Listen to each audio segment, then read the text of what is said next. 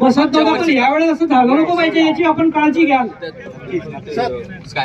Sir एक minute, तुम्ही जे म्हणताय ना सौद्याचा बसत नव्हता, मग ही जी यादी डिक्लेअर झाली मंडळ मंजूर आहेत त्याच्यामध्ये सौद्याचं नाव होतं.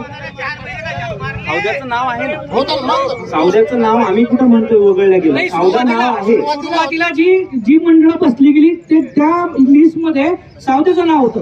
मग हे डाटाच मिळत नव्हता, उपलब्ध नव्हता, भेटत नव्हता, तर नाव कसं आलं लिस्ट मध्ये?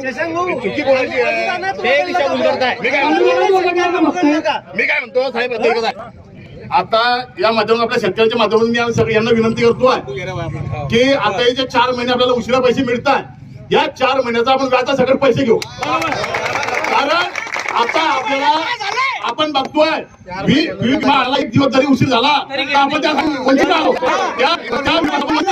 आता आपण 4 महिन्याचे पैसे उशीर मिळत आहे ना, आपण पैसे घेऊ.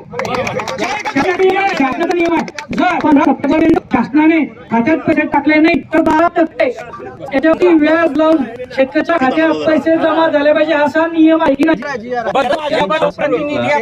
असा आहे, राज्य सरकार आणि केंद्र सरकार यांनी दिल्यानंतर जर का दिवसात कंपनीने पैसे दिले नाहीत तर 12% व्याज असेल. पण राज्य सरकार आणि केंद्र सरकार यांचं सरकारकडून घेऊन पैसे आम्ही सरकारकडे आम्ही तुम्हाला नाही म्हणताय, शासनाने केंद्र शासनाला पैसे 4 महिने त्यांनी 12% लावून आम्हाला पैसे द्यावे ना. आता आम्हाला 12% लावून पैसे टाकावे कंपनीचं काय